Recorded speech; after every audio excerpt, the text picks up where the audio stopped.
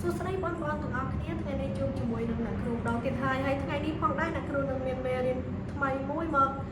បងរៀនបងប្អូនចំពោះមេរៀនថ្ងៃនេះគឺតកតងនឹង this that and those ហើយតើពាក្យទាំង4ហ្នឹងការប្រើប្រាស់វាគឺបែបម៉េចអញ្ចឹងពាក្យទាំង4នេះមាន this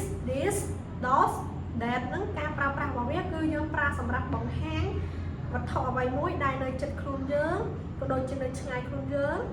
តិចឬក៏ច្រើនអញ្ចឹងយើងមកមើលការប្រើប្រាស់ទៅនឹង this នេះគឺរបស់ដែលនៅជិតខ្លួនយើងប៉ុន្តែវាមានតែមួយឧទាហរណ៍ថា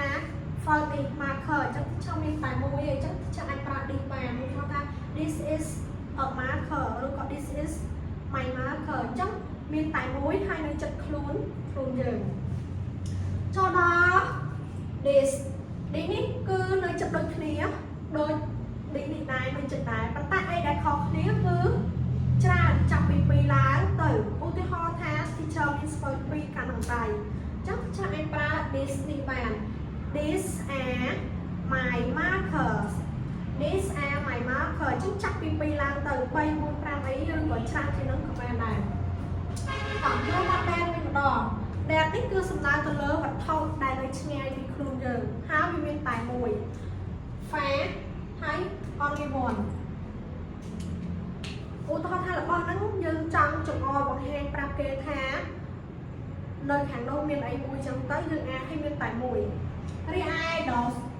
dog នេះគឺនៅឆ្ងាយដូចគ្នាប៉ុន្តែមានច្រើន just that និង dog នេះខុសគ្នាតែមួយគត់ខុសគ្នាមួយមានតិចមួយមានច្រើនហើយឆ្ងាយដូចគ្នាសរុបមកវិញ this and this នេះគឺនៅចិត្តប៉ុន្តែ this មានតែមួយឬក៏យើងអាចនិយាយថា singular រីឯ this នេះនៅចិត្តដូចគ្នាប៉ុន្តែ plural ចំណែក that និង dog គឺនៅឆ្ងាយ far that singular far dot far the same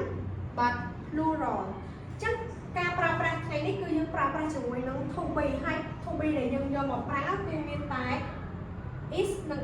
am យើងអត់យកមកសិក្សាទេដោយសារ am យើងប្រើតែជាមួយ I am is ហើយនឹង am អញ្ចឹងការប្រើប្រាស់យើងប្រើប្រាស់បែបម៉េចនេះគឺមានតែមួយឯងអញ្ចឹងបើវាមានតែមួយគឺយើងប្រើ am មានន័យថាប្រើជាមួយ sorry ប្រើជាមួយ is ប្រើជាមួយ is រីឯ this នេះយើងឃើញហើយវាច្រើន plural a lot អញ្ចឹងគឺយើងប្រើជាមួយ am at the same time that only one singular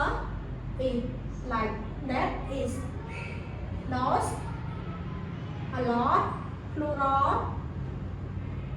those and តោះនេះមានតែមួយហើយនៅចិត្តប្រើជាមួយនឹង is this is this នៅចិត្តដូចគ្នាតែច្រើន this and that នៅឆ្ងាយមានមួយ that is those នៅឆ្ងាយដូចគ្នាប៉ុន្តែមានចាប់ពី2ឡើងទៅ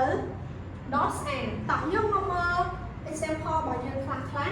this is my pen អញ្ចឹងដោយសារតែ នេះគឺមានតែមួយបិទមានតែមួយហើយនៅចិត្តខ្លួនយើងអញ្ចឹងគឺយើងប្រើ is this is my pen ចំណែកឯ this are two pen these are two pen ទាំងនេះគឺជាបិទពីរដើមអញ្ចឹងនៅចិត្តខ្លួនរបស់អ្នកនិយាយអ្នកសរសេរហើយវាមានចាប់ពី2ឡើងទៅយើងប្រើ តោះមើលតទៀតមក that is a book that is a book នៅឆ្ងាយពីខ្លួនយើងអ្នកនិយាយហើយមានតែមួយអញ្ចឹងយើងមើលតាមរូបដែលយើងចងណា that is a book យើងប្រើជាមួយ e those are 5 book អញ្ចឹង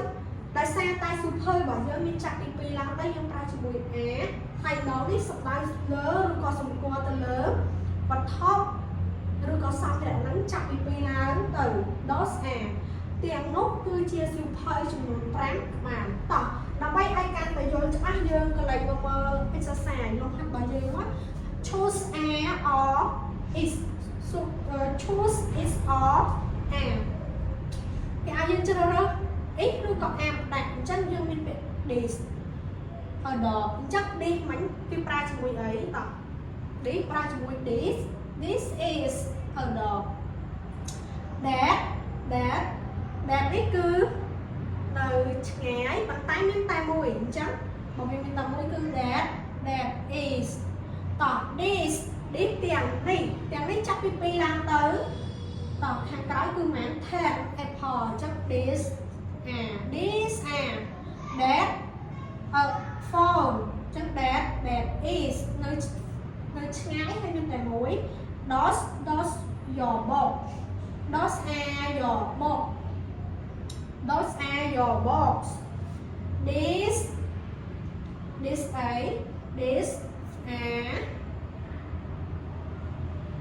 this are my ruler អូខេអញ្ចឹងបន្ទាប់ពីបានមើលការបង្ហាញ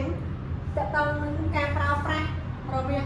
this that and ដល់ព្រួយរាល់ហើយអញ្ចឹងសង្ឃឹមថាបងប្អូននឹងបានបែងចែកដាច់រវាងការចង្អុលបង្ហាញរបស់ចិត្តរបស់ឆ្ងាយតិចឬក៏ច្រើនអញ្ចឹងសង្ឃឹមថាវីដេអូនេះនឹងជួយដល់ការសិក្សារបស់បងប្អូនឲ្យកាន់តែច្បាស់ជាងមុនបន្ថែមទៀតអញ្ចឹងជម្រាបលាជួបគ្នានៅវីដេអូក្រោយ